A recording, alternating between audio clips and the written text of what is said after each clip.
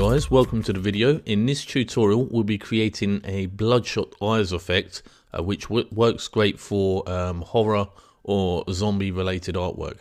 So this is a piece that I've done recently for a book cover series, and I'm just going to show you the effects here. So you can see there's been processing and zombie skin effects and veins added to this piece, which I've done previously, but today we're just focusing on these bloodshot eyes.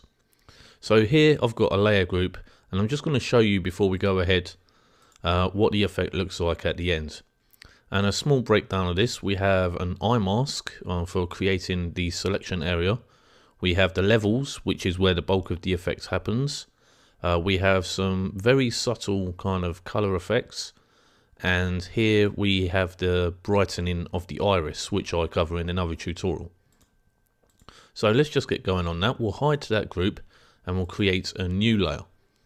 The first thing that you need to do is create a selection around the eye area, and you need to do that for both eyeballs. So for this one, I'm just going to zoom in using Command and Plus. I'm going to hit P for pencil and create a selection around these eyes. So if you're unfamiliar with how to use the pencil, I have other tutorials on surrealpsd.com that you can check out. It's arguably the most versatile and useful tool in Photoshop, in my humble opinion. But what I'm going to do now is just go around and create a path around the whites of the eyes. So it doesn't have to be 100%.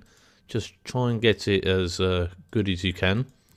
And this small area down here, we can go around that. It's just the whites of the eyes, the iris and the pupils that we want to capture. So I'm just going to move around this nice and fast.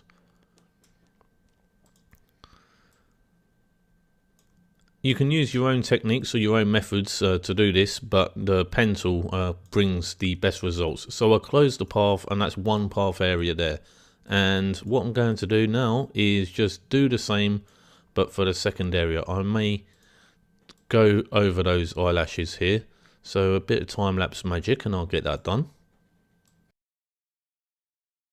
And the second path there is now complete. So I'm just going to zoom out a bit so we can see what we're doing. So we have a new layer. What you need to do with the pencil active is to right click on your path, go fill path. On the drop down you can select black, that's fine, and then right click and go delete path. You can name this layer for reference just eye mask, that's fine, and that's the selection area that we use. So hide the eye mask, and then holding down Command or Control if you're on a PC and click the layer icon, that will create a selection based on that mask that we just created. With that selection active on the adjustment layers, you click adjustment layer. I'll bring that up so you can see that. And what you want to select is levels.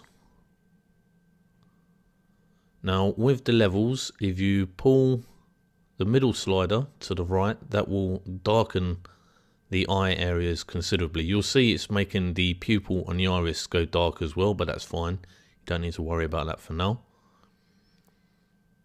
And about there will do. Okay, and with that layer mask active on the levels, what you want to do is zoom in and hit B for brush, and you can right click and make sure the hardness is at 0. That's a soft edge brush. And you can use these square brackets on the keyboard just to enlarge your brush. And what you want is maybe just a little bit smaller than the iris itself. And then click a number of times. So 1, 2, 3, 4, 5, 6. That's fine. And let's do that for the other one as well. I'm holding down the space bar and panning with the mouse to create the pan tool, and I'll do the same for this iris as well, and we'll have a quick look. So that's already adding a lot of character and bringing out the details of the whites of the eyes. Once you've done that, you can create a new layer and command and click the eye mask to create that that selection again. And on the new layer, change that to overlay.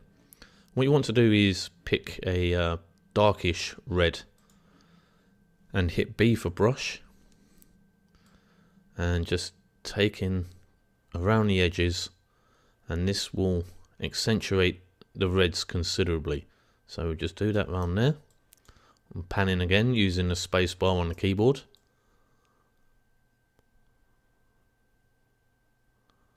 And if it's ever too kind of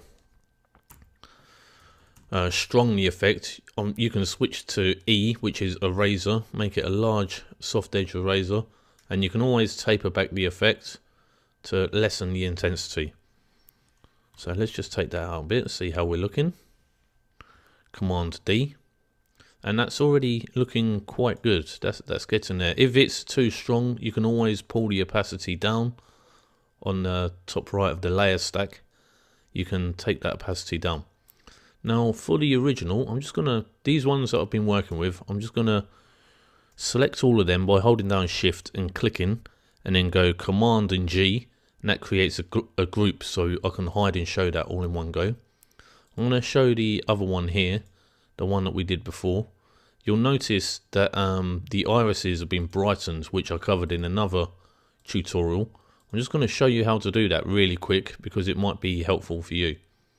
So I'm just going to hide these layers, and to create the bright irises, I click on the background layer and I go Command and J and change that to screen, and that brightens the irises. I'm going to go Command and J again, maybe once more, and then you see we have 3 duplicates here.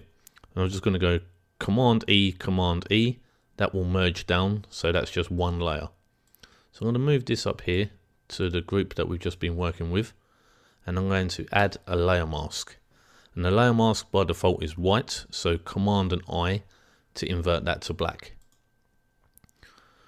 Hit B again for brush, and hit X to change it, the foreground color, to white. I'm just going to click a couple of times here to brighten this iris. And I'm going to switch the color again using X on the keyboard. And I'm just going to get these edges here to pull that back just a tiny bit, so the soft edge brush would have went over the boundaries of the iris. And what I'm also going to do is just get this pupil as well, and repeat that for the other eye. So hit X, so white is the foreground color. Hit B for brush, change the brush size with the brackets, click a couple of times, hit X to switch to black, change the size, and just take away at the edges there.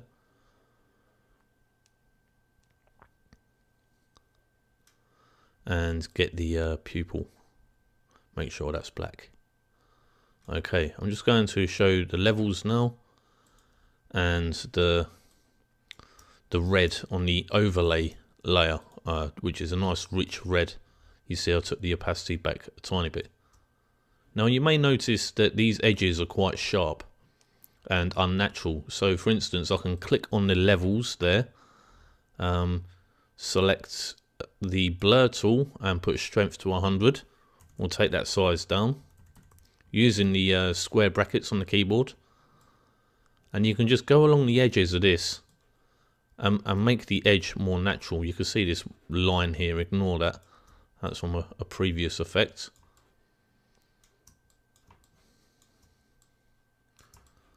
So if you ever have any stark lines like this, you can just simply get the blur tool and soften the edges manually. So I'm going to do that here with the levels, and maybe click on that overlay layer and give that a little bit of a smudge as well, bit of a blur. Levels here,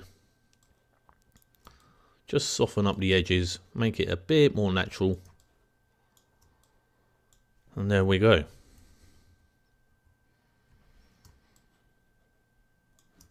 And here we have the iris brighten, and you could just zoom out a bit. Let's just put that there. Zoom out a bit, and if it's too strong, again, just go to the opacity and bring that down or up as you need it. So that's basically the overall process. You can tweak any of these steps and add in your own steps to get a unique effect. We've just done a big series of horror tutorials, so if you want to have a look at the evil eyes technique more in depth, or the other kind of zombie effects, be sure to go over to surrealpsd.com and check out the rest of our selection. Thanks for viewing, guys. See you later.